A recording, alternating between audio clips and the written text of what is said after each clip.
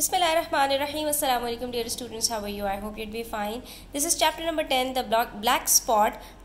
And today in this video we are going to discuss question and answers of exercise A comprehension given on page number 113. So watch the video till the end. Please hit the like button and share it with your friends. And don't forget to subscribe to my channel.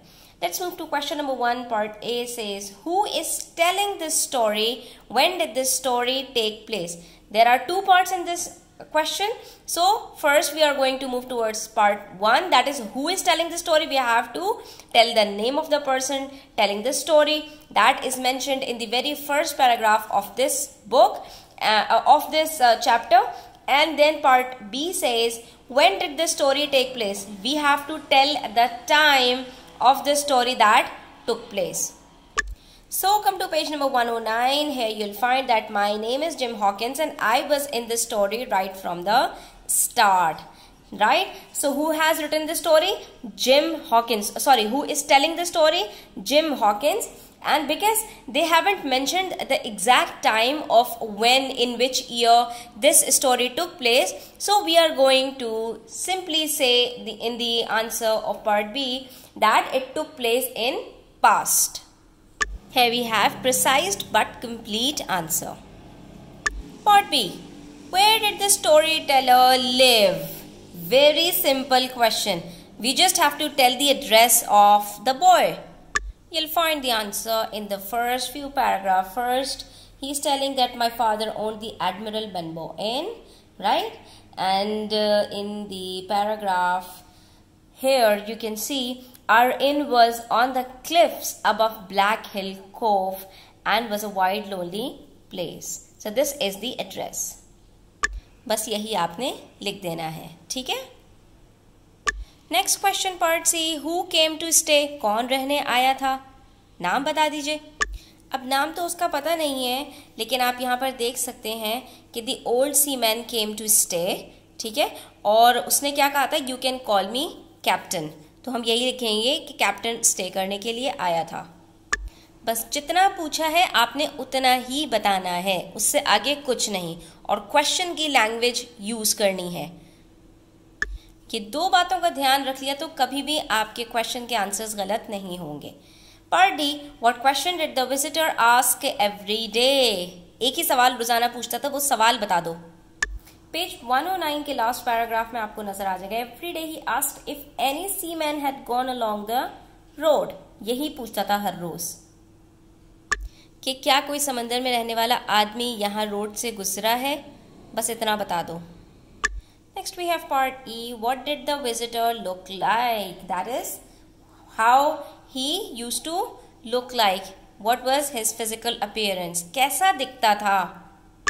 तो उसके features हमें शुरू में ही बता दिए गए कि he arrived with his sea chest, a tall, strong man with a cut across one cheek. ये सारे उसके फीचर्स थे जो हमें यहाँ पर बताए गए हैं. कि अच्छा खासा लंबा चौड़ा था, लेकिन उसके चेहरे पर एक निशान था, स्कार, जैसे कोई कट लगा हुआ था. अब जरा ध्यान से देखिए, नेक्स्ट क्वेश्चन इससे मिलता जुलता है, लेकिन उसका जवाब अलग से दिया हुआ है, तो हमें वही जवाब लिखना है. What differences were there between the captain and Dr. Livesey? यानी हमसे जो पूछा जा रहा है वो फिजिकल अपीयरेंस में डिफरेंस पूछा जा रहा है कि दोनों दिखने में, दोनों में क्या फर्क था. पेज 110 पर पैराग्राफ नंबर 3 में आपको ये जवाब मिल जाएगा. I noticed the difference between the doctor with his white hair and pleasant way of speaking and that dirty heavy red faced seaman. ये डिफरेंस था दोनों में. एक बड़ा ही खूबसूरत सा और दूसरा बड़ा ही अजीबो गरीब सा. तो हम आंसर को ऐसे ही फ्रेज करेंगे कि जो डॉक्टर थे वो काफ़ी ग्रेसफुल से लग रहे थे और जो कैप्टन था वो बिल्कुल ही उनके ऑपोजिट था. Next part is G. How do we know that the captain is scared by the stranger's arrival? सवाल को समझें स्टूडेंट्स. आपसे ये पूछा है, आपको कैसे पता चल रहा है या हमें कैसे पता चल रहा है कि कैप्टन एक स्ट्रेंजर के आने से खौफजदा हो गया. ठीक है, ऐसा कौन सा सेंटेंस है, कौन सा फ्रेज है जो हमें उसके फियर के बारे में बता रहा है कि कैप्टन डर गया था, खौफजदा हो गया था. तो हमें वो फ्रेज ढूंढना है. कि उसके कौन से एक्सप्रेशंस थे जिसमें। तो आप पेज नंबर 110 पर देख सकते हो, the captain turned quickly and saw us, the colour went from his face, उसके चेहरे का रंग उड़ गया। ये एक प्रोवर्ब है जिसका मतलब ये होता है कि बहुत ज्यादा खौफजदा हो जाना या बहुत ज्यादा परेशान हो जाना। And he looked old and sick, और वो बीमार लगने लगा और बहुत ज्यादा परेशान लगने लगा। दिस फ्रेज टेल्स अस कि वो घबरा गया था, खौफजदा हो गया था। और यही बात हम अपने आंसर में बता देंगे। We know that the captain is scared by the stranger's arrival. ये हमने क्वेश्चन से लिया और बाकी हमने बुक से ले लिया यहाँ पर, because it says that the colour went from his face and he looked old and sick. ठीक है, next we have part H. What is unusual about the stranger's appearance. क्या खिलाफे मामूल, क्या चीज अजीब सी थी जो स्ट्रेंजर आया था उसके अपीयरेंस में। तो जो चीज उसके अंदर कुछ खास और अजीब सी थी वो ये थी, he had only 3 fingers on his left hand. तो हम क्वेश्चन से ही आंसर को उठाते हुए लिखेंगे, the unusual thing about the stranger's appearance was that he only had 3 fingers on his left hand. Next part, why are Jim's parents not around to help? जब ये सब कुछ हो रहा था तो जिम के पेरेंट्स कहाँ थे कि वो उसकी हेल्प करने नहीं आए। तो जनाब उसके फादर बीमार थे और उसकी माँ अपस्टेयर्स थी उसके फादर के साथ, उनकी जो है वो टेक केयर करने के लिए, because he was very ill. यही वजह है कि they were not around while the incident took place या while the stranger came inside। अब आ जाइए पार्ट जे की तरफ। It's a bit difficult question. What are Jim's first impressions of the blind man? पहले blind man को देखकर gym के क्या impressions थे? When and how does his opinion change? और फिर कब और क्यों उसका opinion change हो गया था। तो बच्चों पेज 112 पर देखिए कि first That blind man called Jim as my good man। पहले उसने क्या कहा, my good man, अच्छे अल्फाज से मुखातिब किया। तो I hear a young voice, he said, will you give me your hand, my kind young friend, and take me inside। तो पहले उसने बहुत अच्छी तरह मुखातिब किया वो जो ब्लाइंड पर्सन था जिम को।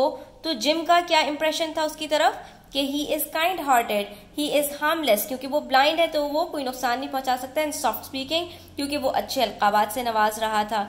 लेकिन जैसे ही उसने हाथ पकड़ा तो क्या किया उसने, and I had never heard a voice so cruel and cold.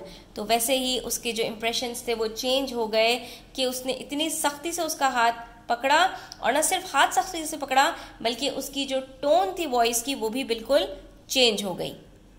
लिहाजा जिम का जो इम्प्रेशन था वो भी ऑल टुगेदर चेंज हो गया। पहले उसका इम्प्रेशन क्या था कि he is harmless and soft speaking, जब उसने उसको गुड मैन कहा, और जब उसके बाद उसने उसका हाथ सख्ती से पकड़ा तो उसके इम्प्रेशंस जो थे वो बिल्कुल चेंज हो गए। अब आ जाइए question number 2 part A. Every day he asked if any seaman had gone along the road. ये रेफरेंस टू कॉन्टेक्स्ट है, कुछ क्वेश्चंस इससे रिलेटेड हैं वो हमें बताने हैं। Who asked the question, who does he ask, किसने ये सवाल पूछा और किससे सवाल पूछा। ठीक है, what did the person he asked think was his reason for asking, जिससे सवाल पूछा उसको क्या समझ में आया कि ये सवाल क्यों पूछ रहा है।